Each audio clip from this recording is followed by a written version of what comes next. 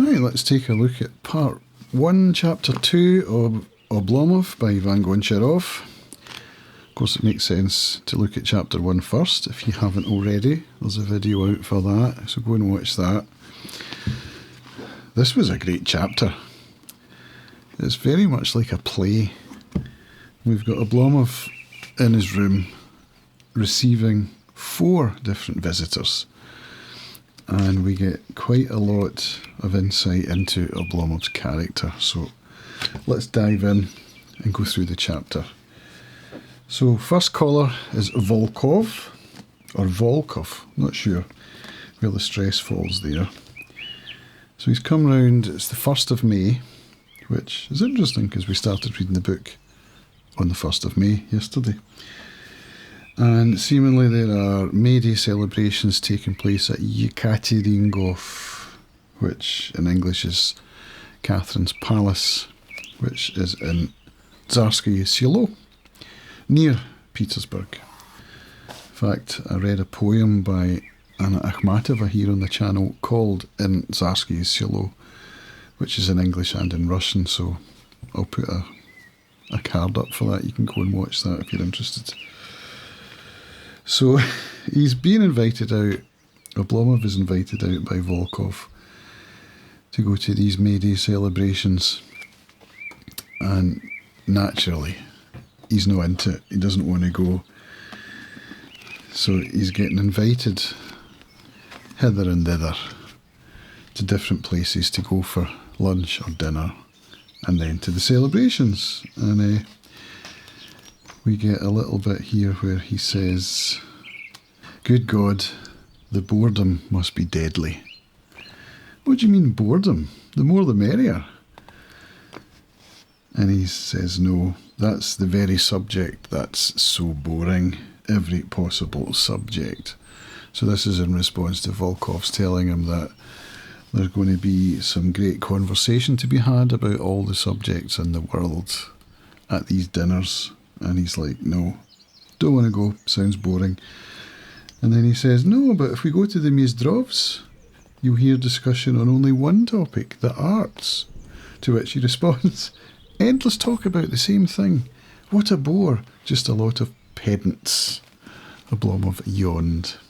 So, yeah, it got me thinking about myself, as Oblomov often does. And when I'm invited to things, or I'm expected to be at things, I struggle with it. And I use a phrase that comes from a Roger Waters song on his Radio Chaos album. I'd like to be home with my monkey and my dog. And that kind of sums up that feeling of not wanting to go anywhere. But I know from experience that it's often good for me to go to places. And so I do. I meet my commitments and I go places and socialise. And then I take time to recover. Oblomov, it seems, is not willing to do that. He just wants to lie back on his bed. So Volkov leaves, but before he does, Oblomov asks if he's got time to listen to a couple of problems he'd like to run by him. Of course, meaning the bailiff's letter and the situation with the landlord where he's been asked to leave his apartment. And Volkov says, no, I've not got time, but let's do it later. So he leaves, then the doorbell goes again, and we get another character, Sudzbinsky, who's a former work colleague of Oblomov's. And same thing happens. Sudzbinsky, first of all, they chat about work and stuff, talk about colleagues who've been promoted, or how Sudzbinsky himself has been promoted and he's expecting either an award or another promotion, or they just talk about work and stuff, you know. And then, of course, he gets invited to Yekaterinov once again, and he declines once again. And we get a discussion about his problems, and he asks if he can run his problems by him, and Sudzbinsky says, no, sorry, got to go, but let's do it later. So you see what I mean about a play? And of course we get the introduction whenever someone comes into the room. One of these characters, the first thing Oblonsky says to him is, keep back, you've just come in from the cold. So every instance he repeats that to the characters that come in. It's very much like a play, a bit like a comedy of errors in some ways. And then we get, before Volkov leaves, or just after he's left actually, we get an inner monologue from Oblonsky about the emptiness of ambition, where he says, "You're really in deep, my friend, blind, deaf and dumb to everything else around you. Oh yes, you're sure to get on and climb the ladder and end up a big shot, and that's what we call success. How little of himself a person uses for this. The rest is just so much excess baggage. His mind, his will, his feelings, all wasted. To the end of his days, so much of himself will be left untouched. And here he is every day in his office from 12 to 5 and working at home from 8 to 12. The poor booby." So, yeah, we know what Oblomov thinks about having to go out and do a day's work for money, which makes me think, that's fine for him because he's got passive income from his estate, which, albeit dwindling, is still plenty more than enough for him to be able to just lie about and think all day. But you can see where he's coming from with all this pointless busy work that these employees are going about, and in their spare time they're going off to have pointless dinners with socialites, So it's interesting, his point of view, I think. And then he leaves Sudzbinski, and we get another character coming in, Pienkin. And Pienkin comes in, same deal, keep back, you've just come in from the cold. And then Pienkin goes, "Have you read the papers? Have you read my article that was published in the paper?" And Oblonsky's like, "No, haven't bothered with that." And then Pienkin goes on to talk about this story that he's written and how it's a slice of social realism and involves all these different characters from around the town. And we get an interesting insight here into Oblomov's passion, because he starts to respond to this quite passionately about how empty this story actually is. So he's clearly not a people pleaser, because when Pienkin says, "Shall I drop my story off for you to read?" he's like, "Nah, don't want to. It's empty. It's devoid of humanity." And we get these monologues here. So he says to him, "Aren't you laying it on a bit thick?" Because Pienkin's comparing himself to Dante or Shakespeare. So yeah, he is laying it on a bit thick. He goes on to talk about how he feels about Pienkin's story. He says, "But why do they bother, these writers? Just to amuse themselves by picking some character and catching a likeness. As a matter of fact, there's no life in what they do, no understanding, no feeling, and what we call humanity is totally lacking. They're just feeding their own vanity and self-importance. When they depict thieves or prostitutes, it's just as if they were hauling them off the streets to prison. When you read their stories, all you get is what you can see on the surface, the coarse laughter, the malice. You get none of the hidden tears." Hidden tears is in quotation marks. "You don't understand. The idea is not complete without the heart. It's love that brings it to life. Stretch out your hand to the sinner to raise him up, or shed bitter tears over him if he is doomed. But don't gloat. Love him, trying to see yourself in him, and treat him as you would yourself. Then I will read you and respect your work. Expose corruption or filth if you must, but please don't call it poetry." And then the last line, "It is the human being I want to see. I want to see you loving the human being."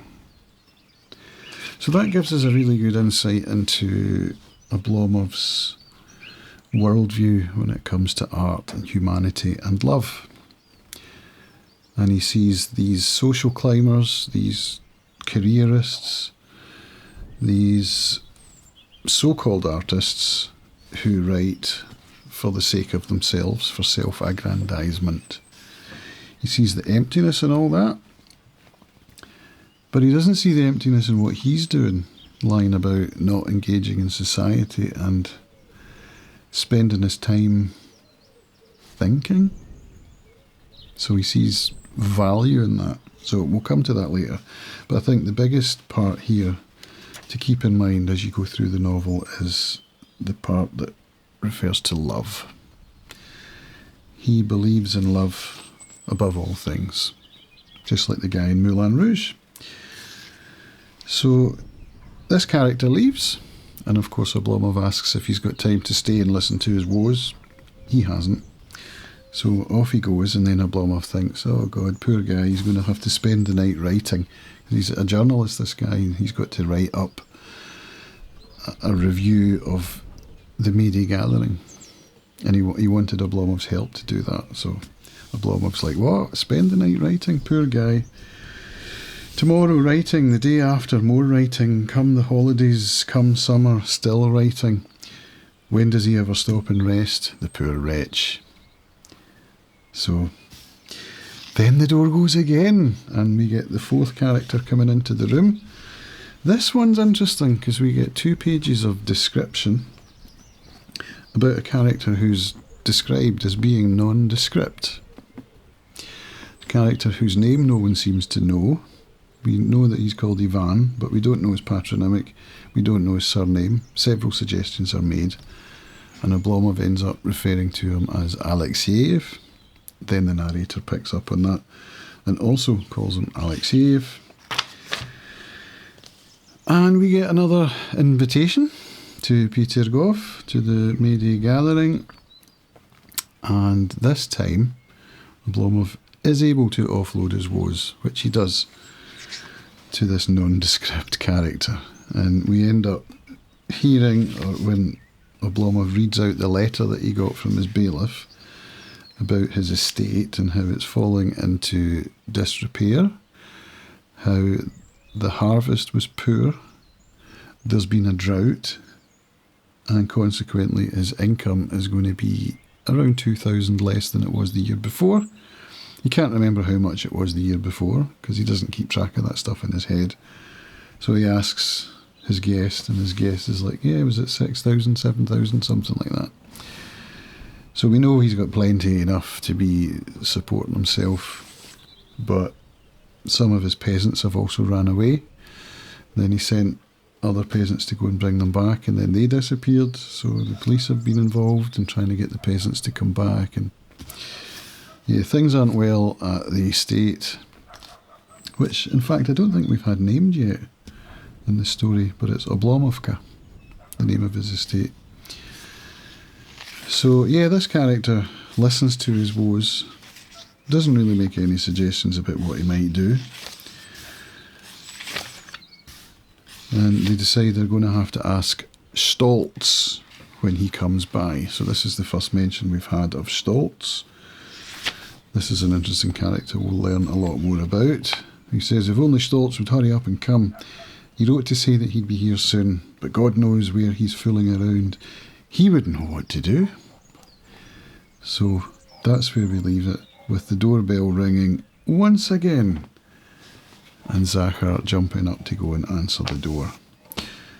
So that's the end of chapter 2. Lots in it, very enjoyable chapter, and looking forward to seeing who's at the door. See you in the next one.